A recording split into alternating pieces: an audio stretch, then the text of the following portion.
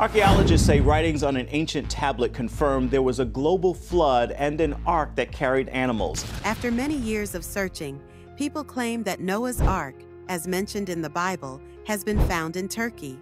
For decades, archaeologists and experts have been looking for the remains of this interesting wooden structure.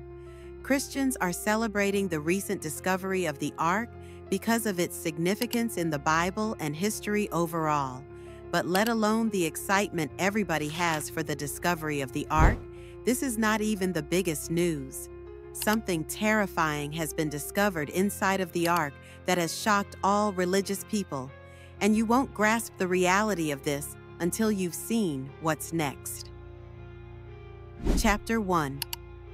The Lost Arkansas, near the border of Iran and Turkey. There's been a big find in archaeology that's got people all over the world talking and wondering. A group called the Mount Ararat and Noah's Ark research team, made up of people from Turkish and American colleges, has been very carefully digging at a place called the Durupinar Formation. This place is mostly made of a kind of rock called limonite, and local stories have long said it might be what's left of Noah's Ark, a famous story in the holy books of Christianity, Judaism, and Islam. The Durupinar site in Turkey is really catching people's attention because it's shaped like a boat, and it's about the same size as Noah's Ark is said to be in the Bible. If you measure it like we do in the US, it's about 515 feet long, 85 feet wide, and 49 feet high. The stuff you find at the site is really old, from between 5,500 and 3,000 BC. For hundreds of years, people have been trying to find Noah's Ark.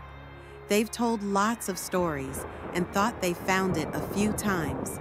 Mount Ararat is where the Bible says the Ark ended up, and lots of people have gone there to look. They've found bits of wood, seen big structures that look like a boat, and even taken pictures from the air that make them think the Ark is there. The Bible says the Ark was the biggest ship around until the 1900s, kind of like the huge ships we have today that cross oceans. But people who study science and old things are careful about these stories.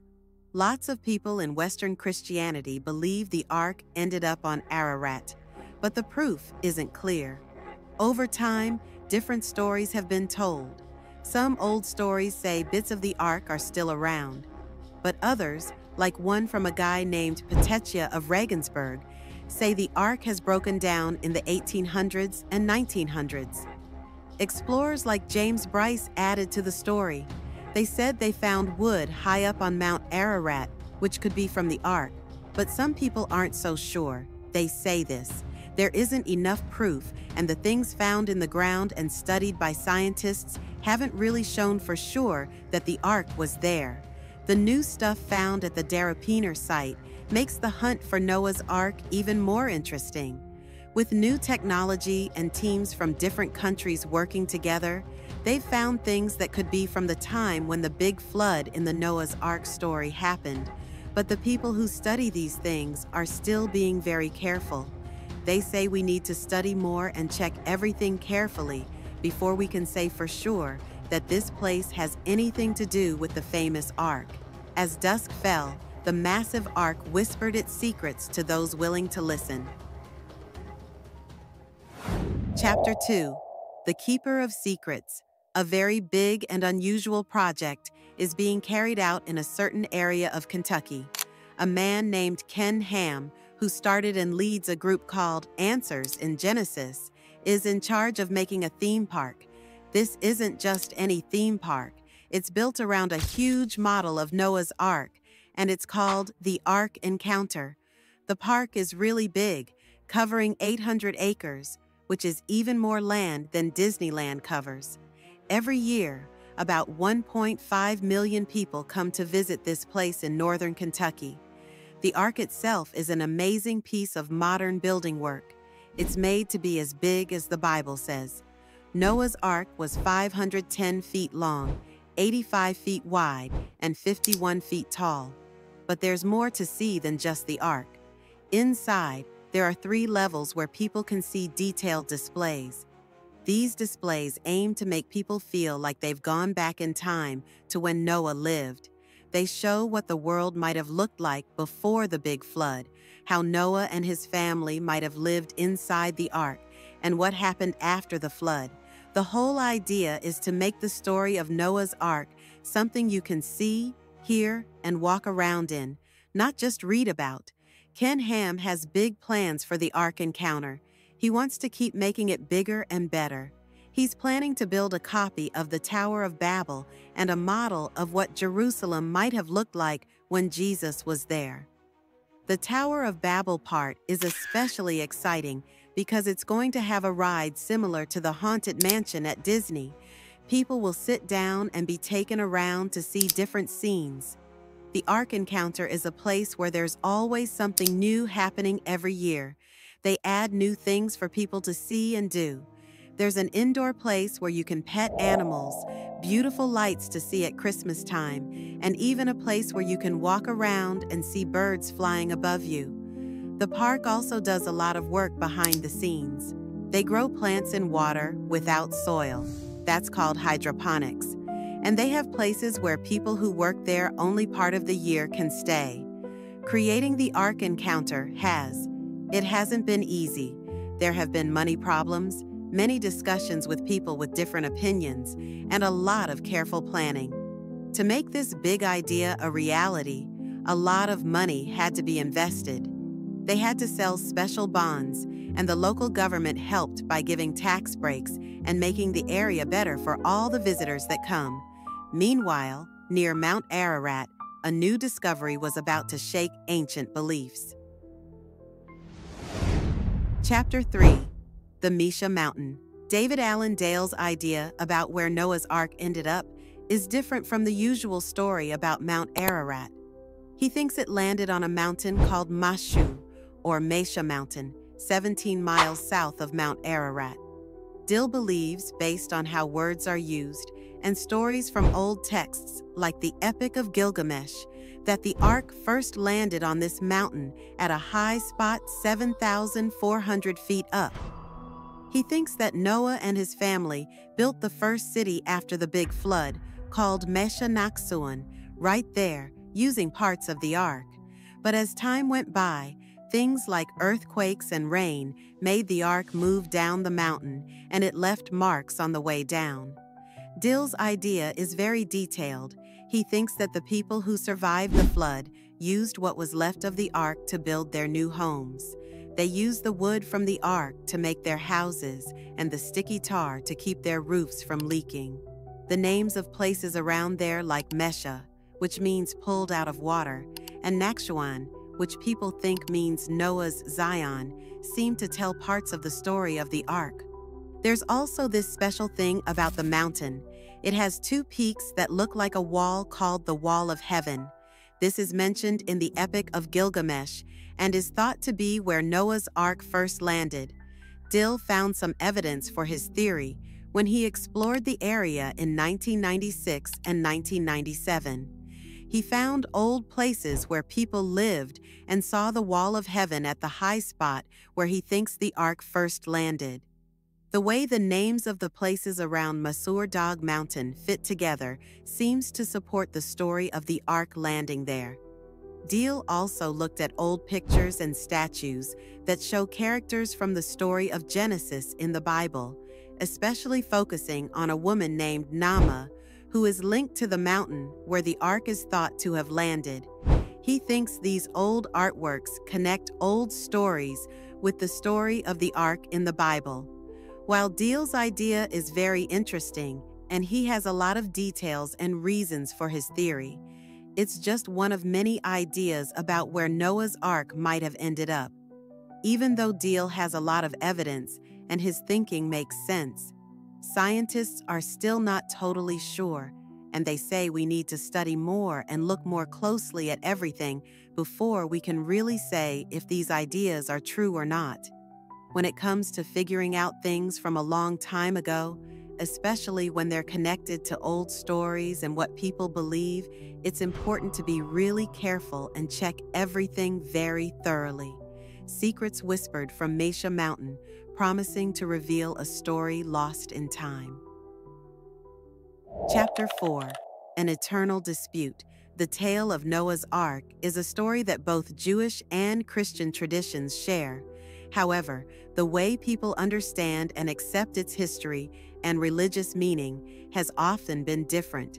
This has led to lots of discussions, sometimes arguments, between these two religions. Early writers who were Jewish or Christian, like Flavius Josephus, really believed the Ark was real. However, most scientists today don't agree with the idea of a huge flood covering the whole world or the Ark being a real thing.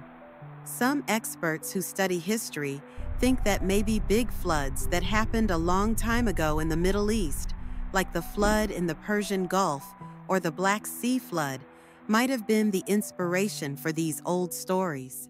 Talking about Noah's Ark is just a small part of a much bigger conversation about how Judaism and Christianity are related. These two religions have a long, complicated history together. This relationship has been looked at even more closely after really big historical events like the Shoah Holocaust. People who study the Bible have had a lot of intense debates about how the New Testament describes Judaism.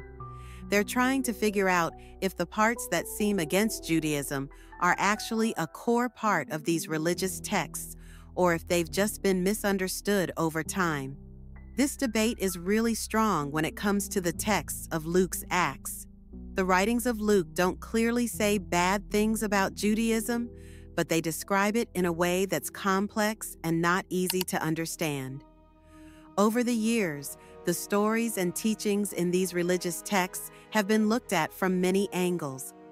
Different religious leaders, scholars, and followers have offered their own interpretations. These interpretations are influenced by their personal beliefs, cultural backgrounds, and the times they live in. As a result, the understanding and teaching of the story of Noah's Ark and its significance vary widely within and between Jewish and Christian communities. Researchers and historians dig into the past, looking for clues that can either support or challenge the traditional understandings of these stories. As new discoveries are made and old assumptions are questioned, the dialogue between Judaism and Christianity regarding their shared yet distinct heritage evolves. This dynamic interaction reflects the broader human quest for meaning, connection to the past, and understanding of the sacred texts that have guided these faiths for centuries. Furthermore, the religious talks also cover how people understand the idea of covenants in holy writings. The word covenant is understood and translated in many different ways in the Hebrew Bible. Bible, part of the Jewish faith, and the New Testament, part of the Christian faith. This shows how the connection between these two religions has changed and developed over a very long time. This topic isn't just about language or religious ideas. It's also about bigger issues. These include how closely connected the Christian beliefs are with the Jewish traditions, and whether the promises from God are meant for all kinds of people and for all times. The debate around the term covenant highlights the depth and complexity of religious texts and how different groups interpret them. It raises important questions about how past agreements between God and people are seen today. Are these agreements meant to last forever, or do they change as time goes on and new situations arise? Also, who is included in these agreements? Is it just a specific group of people or everyone? These questions aren't easy to answer.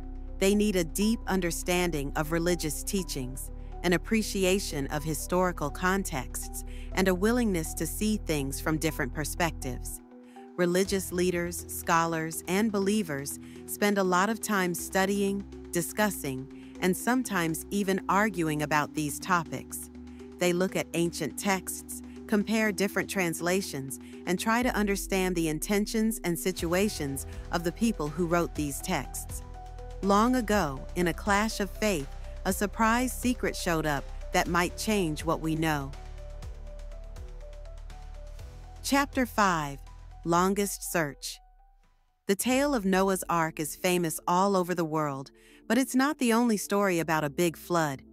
Different cultures have their own flood stories, and even though each one has special details, they all share some common themes.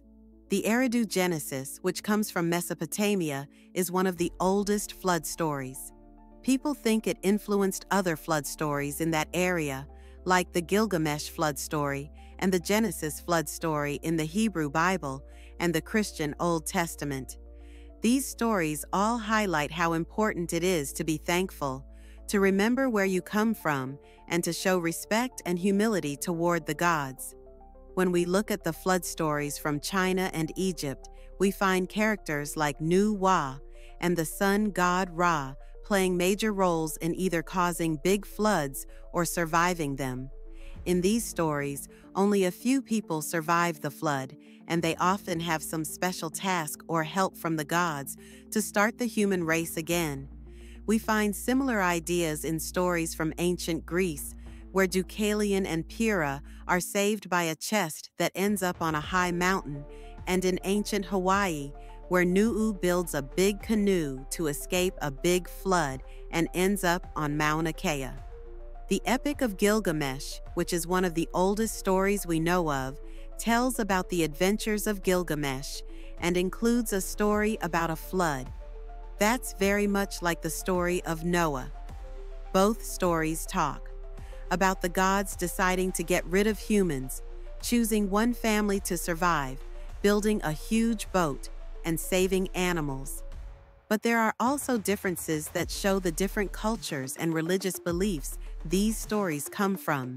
For example, the story of Noah says he survives because he's a good person, while the Gilgamesh story says Utnapishtim survives because he is wise and the gods favor him. Another old flood story is the Atrahasis epic, which was found in the 19th century. It's even older than the Gilgamesh story and shares a lot of the same parts with the Gilgamesh story and the story of Noah. These include the gods being angry, people surviving, and the world starting over after a huge flood. The Atrahasis story and the Genesis flood story have a lot in common, like a warning about the flood 7 days ahead, building a boat, and sending out birds to find dry land after the flood. These flood stories from different places and times all weave together into a rich collection of tales. Even though they come from different cultures and have their own unique details, they all talk about the power of the gods, the survival of a few people, and a new beginning after a big disaster. This shows us that the idea of a great flood, wiping out the world and starting over, is a theme that many cultures have thought about and told. Stories about humanity's quest under the stars hinted at uncovering our deepest roots. Chapter 6: A True Story for Many Years. The tale of Noah's Ark has captured the imagination of people worldwide, mixing elements of legend, faith, and historical accounts. The story from the Bible about Noah's Ark is the most famous. But ancient societies like those in Mesopotamia, China, Egypt, and Greece also have their own stories about big floods. These stories might point to a common memory of a big flood in the past, or a natural human way of making sense of big disasters by telling stories about them. In Mesopotamia, ancient writings such as the Ararat, Genesis, and the Epic of Gilgamesh share stories that are very similar to the biblical story of Noah. They talk about a huge flood, one person or family chosen to start humanity again, and a boat that saves them, and different kinds of animals. These tales focus on the idea of gods judging humans, the importance of behaving well, and life starting anew. Another old story from Mesopotamia, the Atrahasis epic, adds more details to the flood story. It explains why the flood happened and what the gods thought about humans at that time. Even though these old stories all have similar parts, the way people understand them and the messages they get from them are different. This shows the rich variety of ways human societies have tried to make sense of nature and the ideas of a higher power's will. What's interesting is that there are real signs in the Earth's history of big floods happening. For example, the Black Sea flood is a well-known event where the sea level rose and caused a huge flood around 7,500 years ago. This event and others like the flooding of the Mediterranean Sea and changes in river valleys in ancient Mesopotamia might be the real events behind these flood stories and could explain why so many different cultures have them. While we haven't found proof of a flood as big as the one described in the story of Noah's Ark all over the world, it's possible that big floods in certain places a long time ago inspired these lasting stories. Whether these stories are based on real events or not, they remain an important part of human culture. They show how our ancestors tried to understand and give meaning to the world they lived in. The story of Noah's Ark holds a special place in religious writings and ancient legends, showing its importance in different cultures. In the Bible, Noah is shown as a good man who God chooses to build an ark.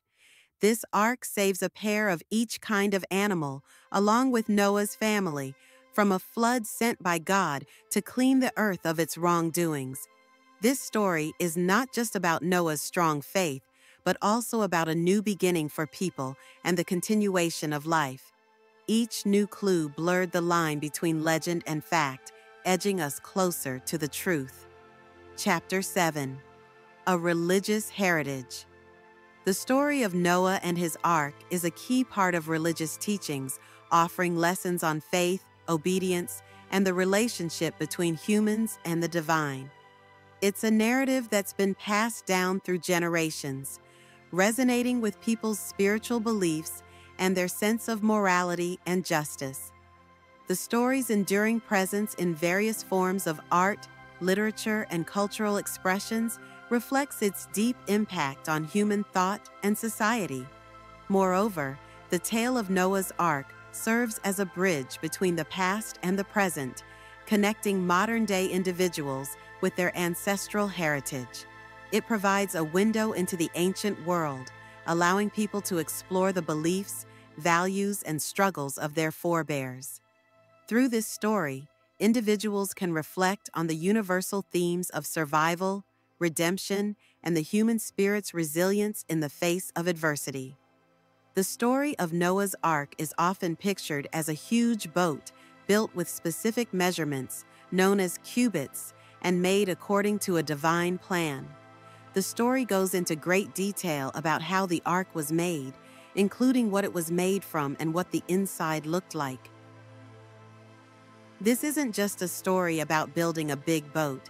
It's also a symbol of hope and a source of light during the scary and dark times of the flood. This tale of Noah and his big boat is similar to other flood stories from ancient places like Mesopotamia, Greece, and Egypt. These stories usually talk about a big flood caused by gods, one person or family chosen to start humanity again, and a special boat or ark made to save them. The fact that this kind of story shows up in so many different cultures might mean that there's a shared understanding or memory of really big floods from long ago.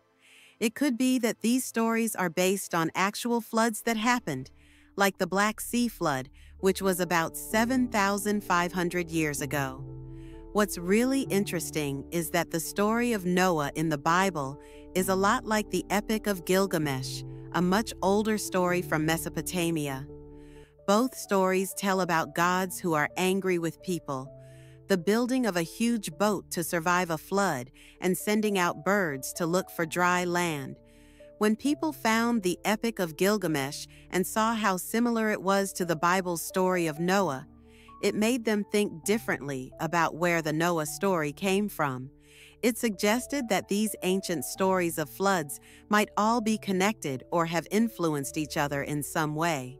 The similarities between Noah's Ark and the Epic of Gilgamesh open up a lot of questions about how stories are shared and change over time. It seems like these flood stories could be a way for different cultures to make sense of the big, scary floods that they experienced or heard about. These stories help people understand their world and deal with the fears and uncertainties that come with big disasters like floods. In addition, these flood stories might be more than just a way to explain natural disasters. They also teach important lessons about how people should live, how they should treat each other, and how they should respect the power of nature and the divine. In these stories, the flood often comes because the gods are unhappy with how people are behaving. The person or people who survived the flood, like Noah in the Bible or Utnapishtim in the Epic of Gilgamesh, are usually saved because they are good in some way. This sends a message about the value of being good and doing what's right. The Ark, known to have 3 levels and many big rooms, was a home for all sorts of animals. As the floodwaters rose, the Ark floated above the drowned world, becoming a sign of hope.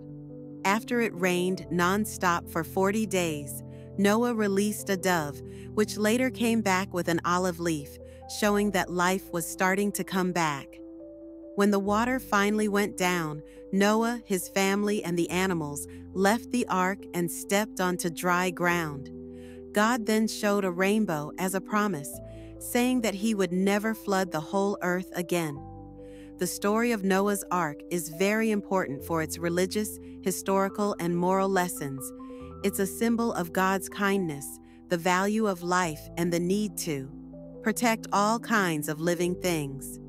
While no one knows what happened to the Ark after the flood, recent digs in Turkey have made people very interested and full of guesses. Mount Ararat, especially, has been the center of many searches for the Ark. The Noah Ark Scan project, which uses high-tech 3D scanning, has found something big in the mountains of Turkey. This discovery has made both people who study the Bible and scientists very curious because of its special shape in the land.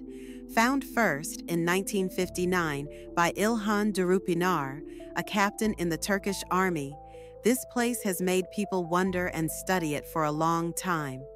The people working on the Noah's Ark Scans project have found a shape in the mountains of Turkey that fits really well with how Noah's Ark is described in the Bible. The Bible Archaeology Search and Exploration Institute thinks that the Ark might have ended up on Mount Elor, a mountain that goes from Armenia to Afghanistan. This idea comes from finding what seem to be old bits of seawood and sea creatures way up high in the area. These findings are very interesting because they suggest that these places, which are now high and far from the sea, might have once been under a huge sea or ocean. This supports the story of a big flood as told in the Bible. The meaning of these discoveries is huge. It's not just important for people interested in religion and history, but also for understanding how the Earth's land and weather have changed over time. If the findings of the Noah's Ark Scan project turn out to be true, they could link us directly to one of the most well-known and lasting stories from long ago. This would give us knowledge about the past that mixes faith, history, and science. Yet the rabbit hole goes even deeper. Chapter 8: God's Authority. Leonard Simmons, a British soldier, gathered many old objects while he was in Iraq after World War II. Among these was a special tablet from Assyria that gave a different picture of Noah's Ark, making people question the usual image of the Arkansas. According to this old writing, the Ark wasn't the familiar boat shape we usually think of. Instead, it was round, like the coracles that were used a lot on the rivers of Mesopotamia. Back then, these round boats were really good for getting through the wild waters of the flood. Showing the cleverness of the people who lived a long time ago, this 4,000-year-old tablet has brought new and exciting insights into the tale of Noah's Arkansas, hinting that this well-known story might have been influenced by older flood stories from ancient Mesopotamia.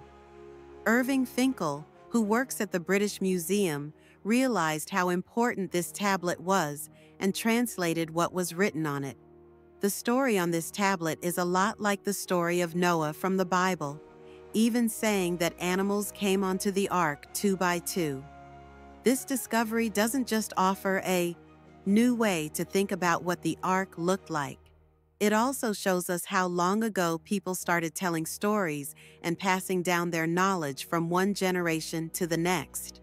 Finkel's work with this tablet led to more investigation into the story, and there were even plans to build the ark again, using the old instructions to see if it could really float. However, Finkel himself had his doubts about whether the ark was a real thing. He saw the story more as a powerful tale that has stayed in our memory and traditions rather than a true event from history. The story of Noah's Ark is much more than a simple tale from the past. It's a profound narrative rich in meaning, touching on themes of salvation, divine intervention, and God's faithfulness to His promises. The biblical account of Noah isn't merely about surviving a catastrophic flood. It's a vivid symbol of God's mercy, His willingness to save, and His unending kindness. In Scripture, the ark is far more than just a vessel for preserving life. It stands as a symbol of God's grace and the path to deliverance. Noah, who found favor with God, was given a way to escape impending destruction. This was an act of divine kindness, not only toward Noah, but to all of creation. This story foreshadows the greater redemption that would later come through Jesus Christ, reflecting a covenant between God and humanity. The ark itself represents safety, protection, and salvation, a beacon of hope in the midst of chaos. The ongoing discoveries and research surrounding the ark combine religious belief with the thrill of uncovering ancient history. This blend of faith and science offers us a glimpse into our shared past, revealing how these ancient stories still resonate today. The ark serves as a reminder of timeless themes: salvation, second chances, and the relentless pursuit of God's grace. This is why the story of Noah's Ark transcends any single faith tradition, speaking to people from all backgrounds and belief systems. It continues to teach us lessons about faith, righteousness, and the enduring love of the Creator. How does this fusion of modern curiosity and ancient mystery shape our understanding of history, belief, and knowledge?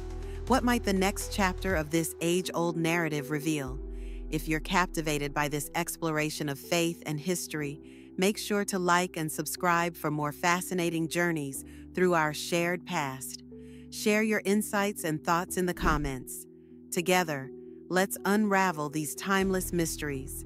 How do these stories shift our understanding of history and belief? What discoveries might lie ahead? Hit like, subscribe, and check out the next video to dive even deeper into these ancient wonders.